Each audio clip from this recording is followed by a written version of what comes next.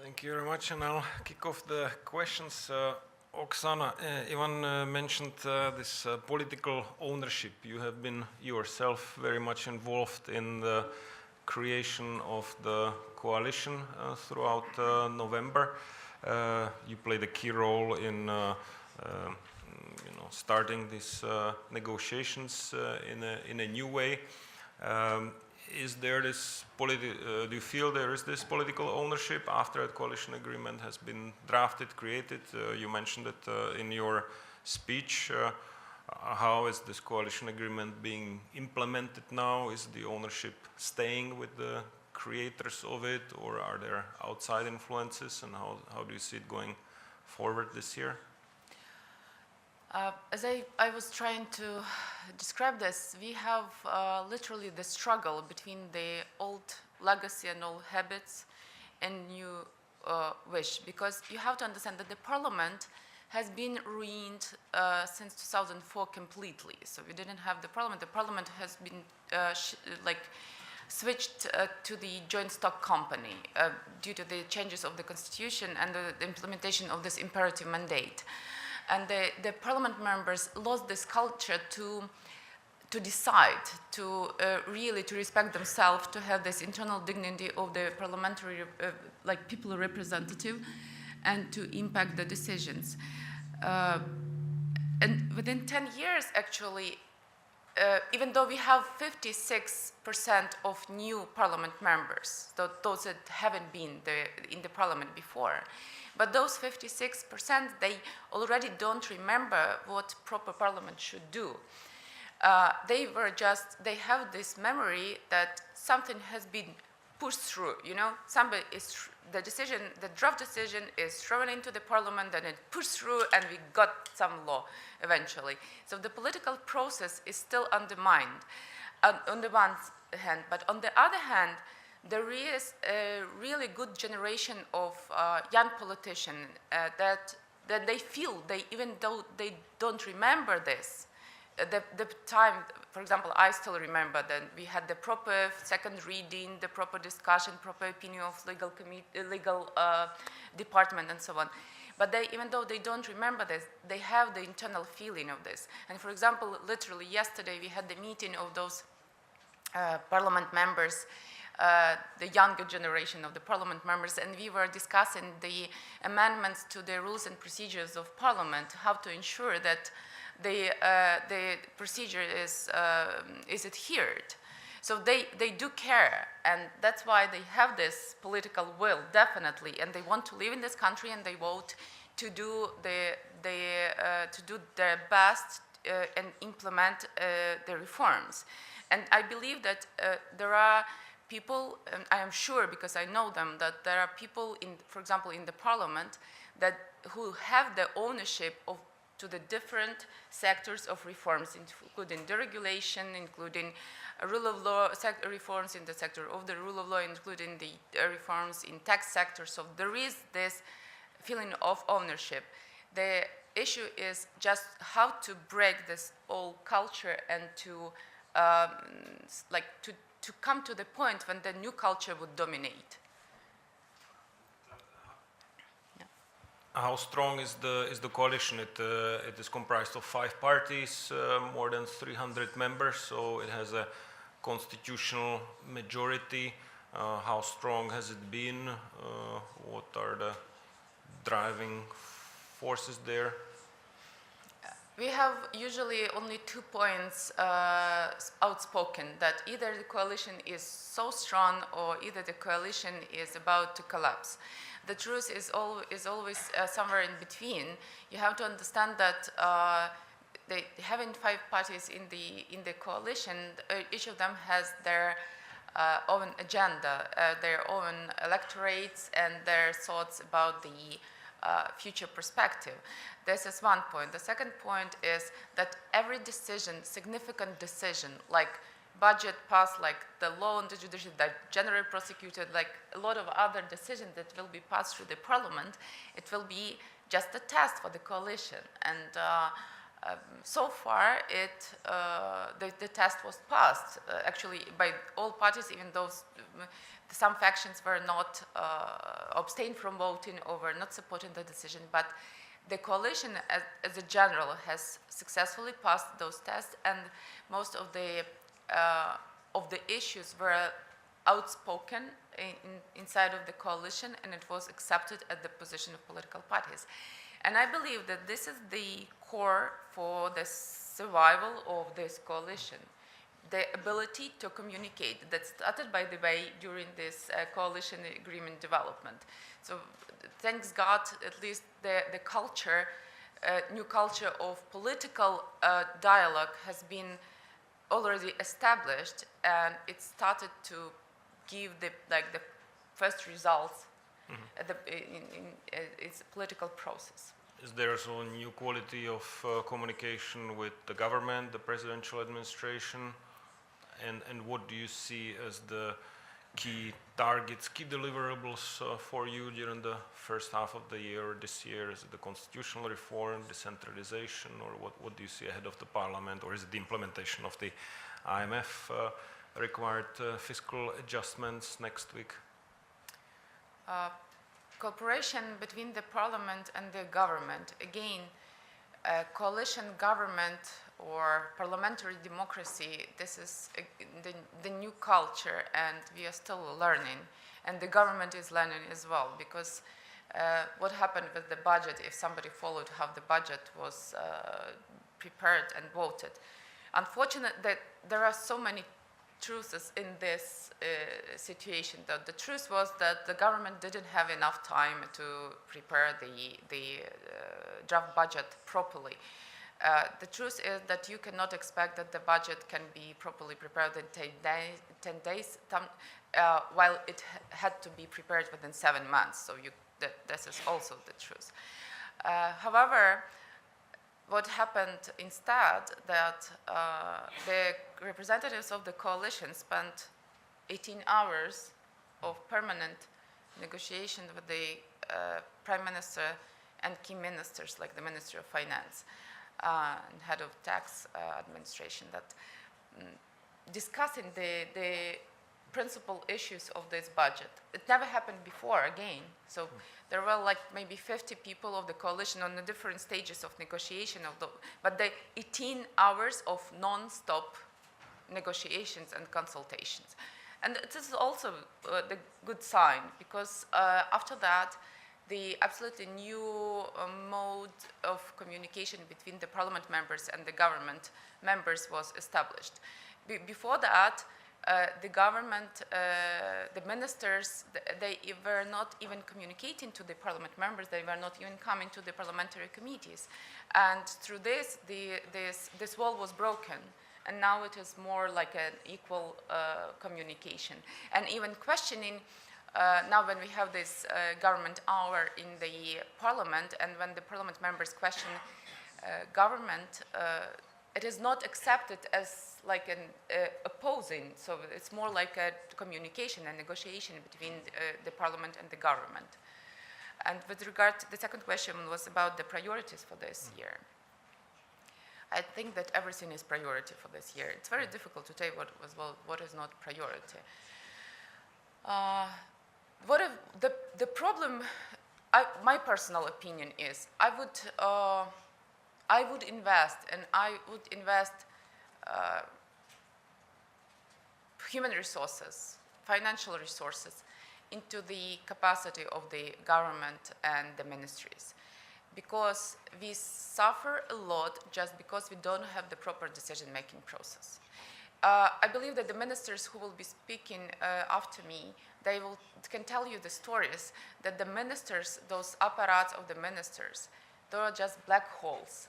And to survive if you come from the normal world, yes, and if you want to survive and to implement the decision, you have to encapsulate yourself with a few people, normal people that you bring, and you give them the status of the advisors, and you try to generate the decision just in this small environment, while the whole ministry is working, if not against you, then it's just working, you know.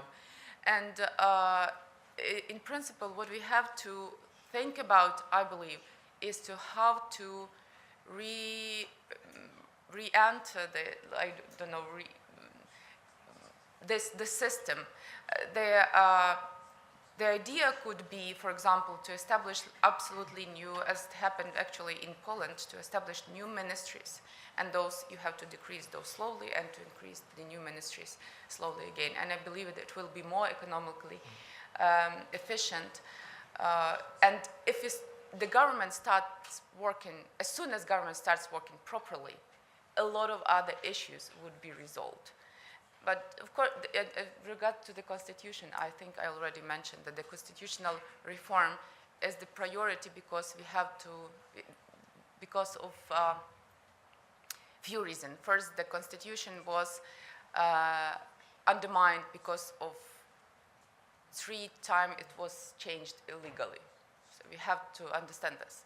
In 2004, in 2010, and in 2014. All 3 changes to the constitution's shifts, they were illegitimate. And we have now to pass through the legitimate process to legitimize constitution itself. Secondly, we have problem with the independence of the judiciary, as I mentioned, and it is enshrined in the constitution. Thirdly, we have the problem with decentralization. We have to strengthen local self-governance, in particular with financial decentralization. And thirdly, we have to balance power in so-called triangle between the president, government, and the parliament. Okay, thank you. Now I'll turn to Ivan. 2 questions to you.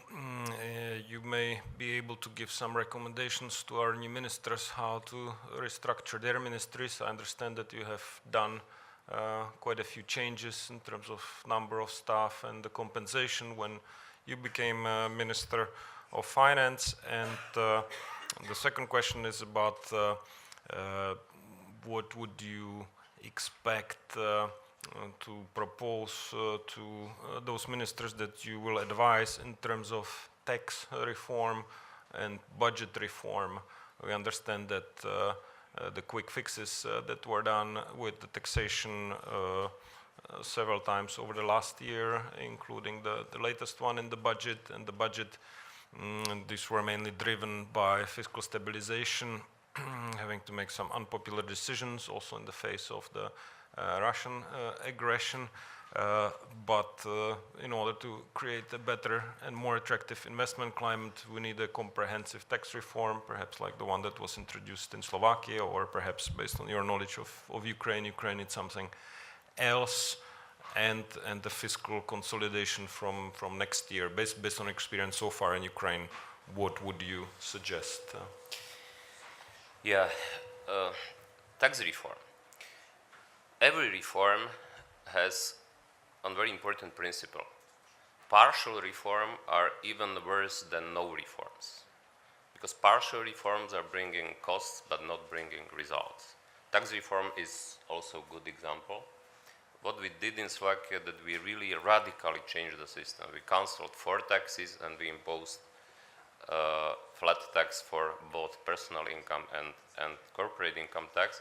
And what is even more important, we use this for cleaning the system, for cancelling almost all exceptions, deductions, special rates, and the result was really new, very non-distortive, simple system, which was very attractive for investors, for employers, but also for employees, and it brought a lot of foreign direct investment to Slovakia, but also it reduced tax evasion, also because lower motivation to do it, because lower rates, but also maybe even more because lower possibilities to do it, because very simplicity of the system and neutrality of the system, which means my advice will be to use the same principles. Principles are important to really change the system, because only partial improvement in the very bad, very complicated system will bring you only costs, not results. Of course, important is to do it also in the same time when you have to do fiscal consolidation. It was also our case, which means in the first year of the new tax reform, it had to be fiscally neutral. We didn't achieve less, but even more from the tax collection. But then in second, third, fourth year, it was huge increase on the collection of taxes, despite of a reduction of the rates of the taxes. And regarding public administration, ministries restructuring, this is a difficult question, of course. Difficult because on one side, everybody knows that it is huge overemployment and inefficiency on the public administration. On the other side, it is very difficult to do it flatly by the same rate, to tell, okay, we have to reduce 30%, for instance. Yes, but problem is that, for instance, in finance ministry, even previous ministers wanted to be example for the saving, and they reduced their staff. And now if everybody will have to reduce by 30%, in some institutions it will be not enough, space is much, much bigger, even many of institutions it is necessary cancel, simply close them.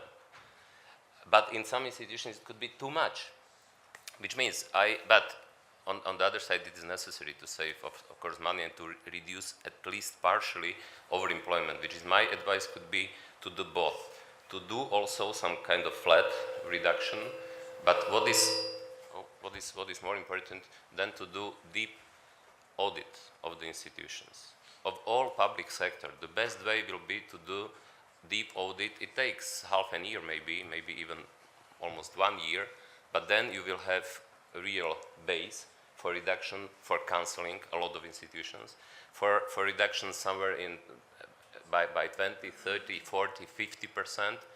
I did it in my Ministry of Finance, also it was done during 2003, and from 2004 I reduced number of employees by 30%. I used majority of the saved money for increasing salaries, not flatly, but to the key people. From that time, Director General of sections, of important sections of the ministry have higher salary than minister, but we were able to gain high quality people to the ministry. And then another important point could be what we did. We applied EFQM, this European Foundation for Quality Management certificate for the Ministry of Finance. And then it is giving you, not only me, but also my successors have to continue in this because public pressure. And Slovak Finance Ministry was first ministry in the Europe which received this certificate of EU QM, and we still have this certificate in this every year revaluation to really have high quality management, which means there are a lot of method how to do it. It is not easy, but it is possible to achieve relatively quick results. And if I'm speaking about quick results, time is running. I was here for the first time almost 1 year ago. And of course, this audit, it takes 6 months, 8, 9 months. But time is running. If not starting now to do it, next year you will see nothing significantly what was changed and how to do it. Which means start as soon as possible, if possible, in whole public sector. Okay, well, I hope the next panel, the ministers, some of them will be able to report some progress or at least a start in this. Now we'll turn the tables a little bit. We have 3 questions prepared for the audience. I would like to ask my colleagues to put those questions up on the screen, and each of you in the audience have a little remote control with A, B, C, D, etc. that you will have 10 seconds to push after receiving the signal.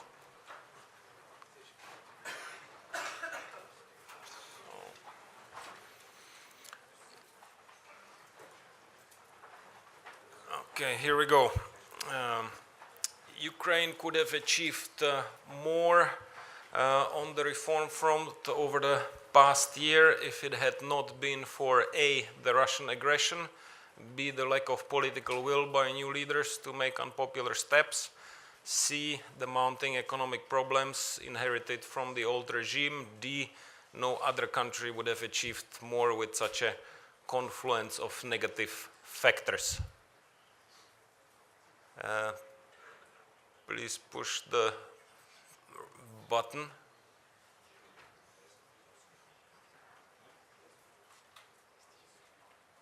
Okay, maybe it's not. Okay, everybody pushed. Oops. I think that, the B is was supported by 29%, but I understand perhaps several of you have not pushed the button, but it was just a warm-up. But the winner was the lack of political will by new leaders to make unpopular steps. So, well, we hope that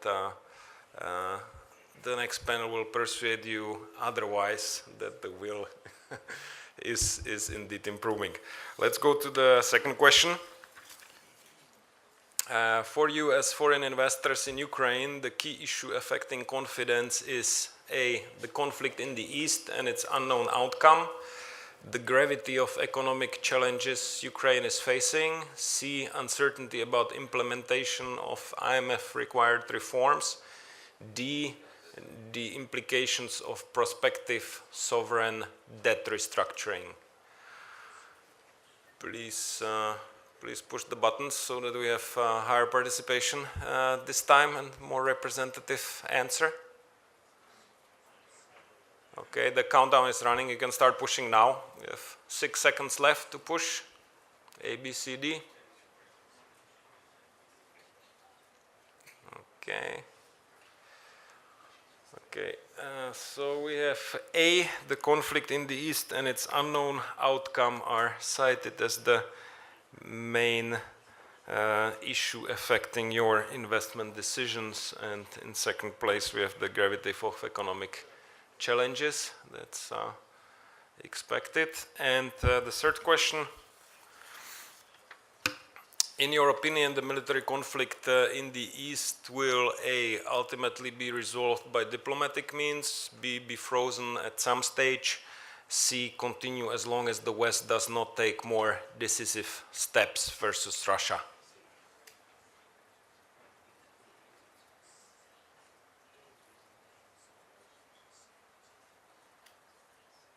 Okay, you can start voting now.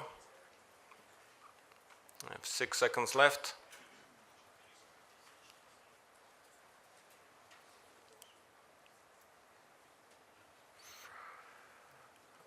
And here we are equally split between B and C. The military conflict in the East will be frozen at some stage or continue as long as the West does not take more decisive steps versus Russia. We'll hope the West will do that and support us. Thank you very much for your participation. I have one more question to Oksana, and then please feel free to come up with your questions. I understand that from your speech and from Miklos Shimkiv, and it's also what the business feels, the rule of law and corruption are key problems.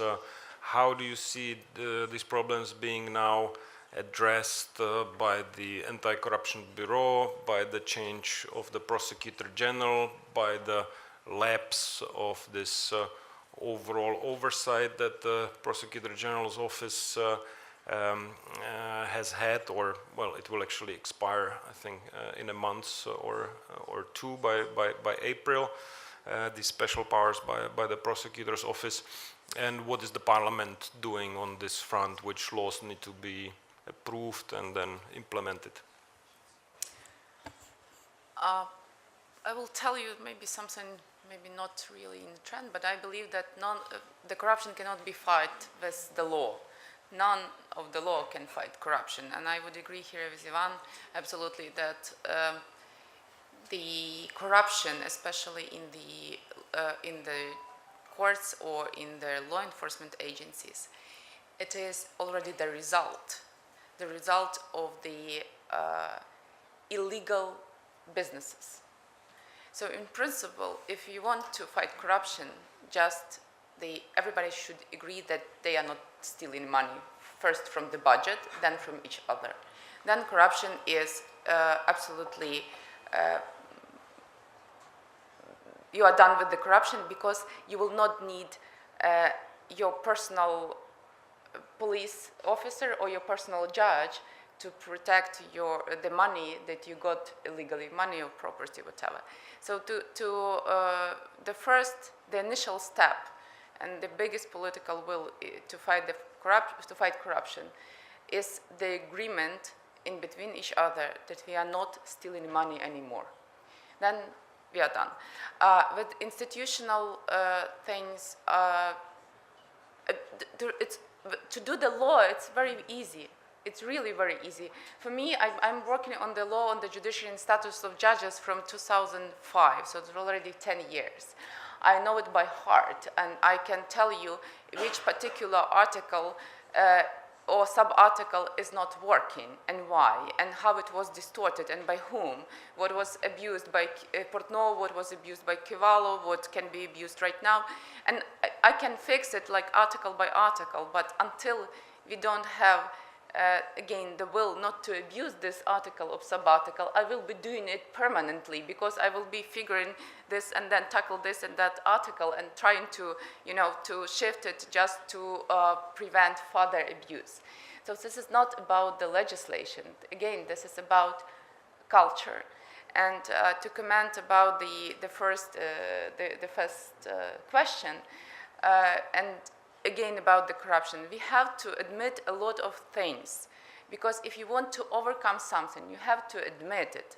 If, for example, there was very ambitious reform agenda and we are not ready to fulfill it now, then we have to tell that we were doing our best, but because of this and that, we were not able to do this. But the biggest problem, I believe, this is not even that nothing is done, but people cannot hear, they don't see even, or they cannot hear what was done, and what if something was not done, then the reason why it was not done.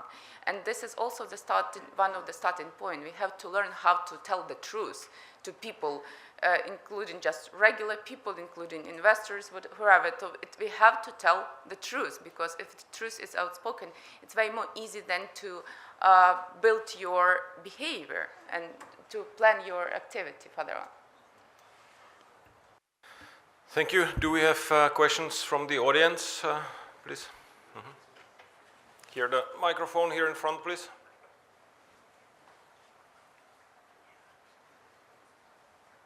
Oh. Okay, well. Okay, then afterwards here. I'll be quick and to the point. My name is Andrew Favorov. I'm from Energy Resources of Ukraine. The question that I have, and I want to thank you for the time you've taken to speak with us, is given the perception that exists right now of political infighting, the lack of political will that you so eloquently spoke about, the continued lack of courage that you spoke about. This is what I believe a lot of people in this room and in the press see. How much more time do you give the investors, the populace, before you say, based on your experience, you know what, throw in the towel, we're done? What can I tell you? It's very difficult to do any predictions, yes, but I can tell you that I have political will, and I know other people that have political will. So until those people that have political will comprise the majority in the parliament and form the government, so until probably we will feel some, or we don't see enough courage and enough intensity of the reform.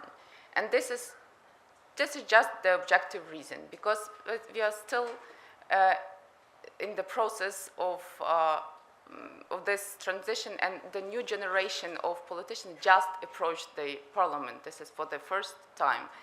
And then this is natural process, this is evolution. But they are in the parliament, and I believe they are in the government, and this is, we have to approach to this point. If you want me in days or in years, unfortunately, I can not tell you. I know that you are a businessman and you want to calculate. I would be happy to tell you this. But I believe that, to telling the truth, it would be good to have the amendments to the Constitution and to absolutely reload the parliament and the government. So to have the completely new elections to the parliament and to form the new government. Then probably we would see a different situation, and it can be done by the end of the year, beginning of next year. I would suggest this. Yeah, we have your questions in front. Before they are asked, I would like to support what Oksana said. I actually see also, I've been also the last 4 years civically active as the president of the European Business Association. And I see actually a lot of people from business and from the civic society that are joining the bench of people who would like to move into politics and take matters into their own hands. So there's a substantial push from let's say from the bottom or from the civic society that will continue to support people like Oksana, and their share in politics will continue to increase over the next years. So rather than those that had joined before leaving, I think they'll be joined by more and more fresh and smart people. Madam Deputy Speaker, thanks a lot. You gave us a brief assessment of, and probably expressed some skepticism regarding the Minsk agreement. Now, leaving aside the issue of the implementation of the agreement and whether the other side would stick to what it signed up for, do you see a broader disapproval of the agreement within the Ukrainian society and the parliament as its representative? And then probably the second question that I have is, could you give a brief assessment of the influence that the large business has in the parliament, currently in the new parliament, and whether it affects and how it affects the decision that the parliament takes? Essentially, the influence of the oligarchs in the parliament. Mm-hmm. Minsk agreement. This is not an easy topic on the one side because, of course, the Ukrainian society is exhausted by war, and especially considering that the burden of war to the big extent is still on the shoulders of Ukrainians, like regular people, not on the state budget.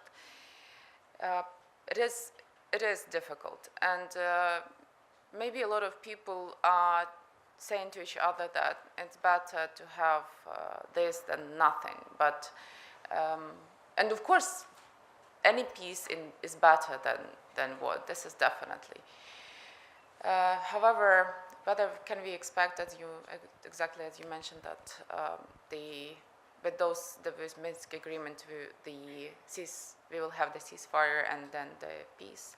I think that everybody doubts this, not only here, but I think every Ukrainian would not trust, especially would not trust Russians in this matter. And Ukrainian history, the whole Ukrainian history shows that in relations with Russia, no trust, especially in war conditions, can be present. So what it is and how it will work out, I think we already have the break of ceasefire from the side of Russia, and this is part of the story. What is the objective? I think that further pressure over Ukraine, and Russia, I believe, wants few things. First, part of the territory to get to Crimea. Secondly, federalized Ukraine via constitutional amendments. And I believe that we should not allow for this, neither for the loss of the territory, nor for the loss of the integrity, like through the federalization, because it means that Ukraine would collapse from the inside. We don't have any preconditions for the federalization, especially for such a little federalization, like into 25 regions. And it means that it would be 25 little kingdoms established, and the Ukraine would eventually collapse as the unitary state. This is I believe this is the objective, one of the political objectives, and we have to prevent this from happening.